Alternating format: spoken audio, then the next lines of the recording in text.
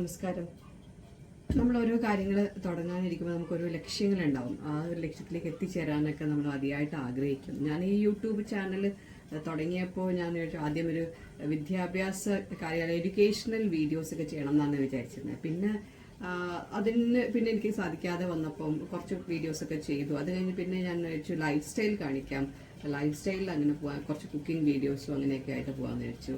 അതും തുടരാനായിട്ട് സാധിച്ചില്ല. പിന്നെ എന്തും ഇടുക എന്നുള്ള ഒരു അവസ്ഥയിലേക്ക് എത്തിയെങ്കിലും, കാരണം അതിൽ അത്രയധികം എനിക്ക് കുറച്ചധികം വലിയതില്ലെങ്കിലും ഒരു ചെറിയ രീതിയിലുള്ള സബ്സ്ക്രൈബേഴ്സ് എങ്കിലും ഉള്ളതുകൊണ്ട് അവർക്കായിട്ട് എന്തെങ്കിലുമൊക്കെ ചെയ്യണം എന്നുള്ളൊരു ആഗ്രഹത്തോടെ എന്തെങ്കിലുമൊക്കെ ചെയ്യല്ലെങ്കിൽ ചെറിയ ഷോർട്ട് വീഡിയോസ് ഒക്കെ ചെയ്തിട്ട് അങ്ങനെ മുമ്പോട്ട് പോവുകയാണ്. എന്തായാലും എനിക്ക് ഇപ്പോഴും അത്യാവശ്യം 1000 താഴെയാണെങ്കിലും ഒരു മിനിമം സബ്സ്ക്രൈബേഴ്സ് എനിക്കുണ്ട്.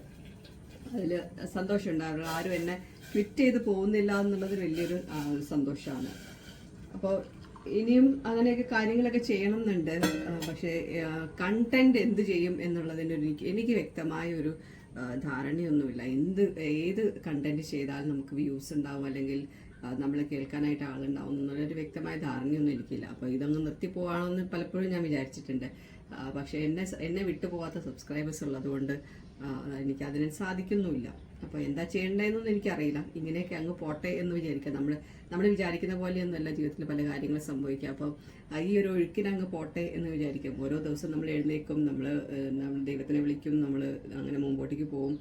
ലൈഫിൽ പിന്നെയും പ്രതിസന്ധികൾ വന്നുകൊണ്ടിരിക്കും. അത് പിന്നെയും തരണം ചെയ്യും, പിന്നെയും മുമ്പോട്ടേക്ക് പോകണം. കാരണം നമുക്കൊരു ജീവിതമുണ്ട്. ആ ജീവിതം അവസാനിപ്പിക്കാനൊന്നും നമുക്കൊരു യാതൊരു അവകാശവും ഇല്ല എന്ന് തന്നെയാണ് ഞാൻ വിശ്വസിക്കുന്നത്.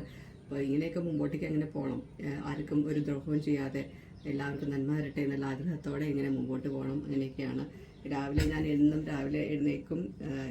ഇന്നത്തെ ബ്രേക്ക്ഫാസ്റ്റ്, ഇന്നത്തെ ലഞ്ച്, വീട്ടിലെ പണികൾ, റെസ്പോൺസിബിലിറ്റീസ്, ബാക്കിയുള്ള കാര്യങ്ങൾ, ഇങ്ങനെയൊക്കെ അങ്ങനെ ഇന്ന് എനിക്ക് ദോശയാണ്. ഈ ദോശ എനിക്ക് കുറച്ച് കട്ടിയുള്ള നമ്മുടെ തട്ട് ദോശയാണ് എനിക്കിഷ്ടം. പക്ഷേ വീട്ടിലിവിടെ എല്ലാവർക്കും നല്ല പരന്ന് നല്ല ഗീ റോസ്റ്റൊക്കെ പോലെയുള്ള ദോശയാണ് ഇവിടെ എല്ലാവർക്കും ഇഷ്ടം. അപ്പം ഞാനിന്ന് എൻ്റെ ദോശ കഴിക്കും. അവർക്ക് വേണ്ടത്, ബാക്കിയുള്ളവർക്ക് വേണ്ടത് അതുപോലെ ഉണ്ടാക്കി കൊടുത്തിട്ട് ഇങ്ങനെയൊക്കെ അങ്ങോട്ട് പോട്ടെ. അല്ലാതെ പിന്നെ വേറെ എന്ത് പറയാനാ? ഇങ്ങനെയൊക്കെ പോയല്ലേ പറ്റുള്ളൂ. നമുക്ക് ജീവിക്കണം, നമുക്ക് സന്തോഷം വേണം. മറ്റുള്ളവർക്ക് ആർക്കും ഒരു ഉപദ്രവവും ദോഷവും വരരുത് എന്ന് ആഗ്രഹിക്കും. അങ്ങനെയൊക്കെ അങ്ങ് പോട്ടെ. അപ്പോൾ എല്ലാവർക്കും നല്ല ദിവസം ആശംസിക്കുന്നു. ബൈ.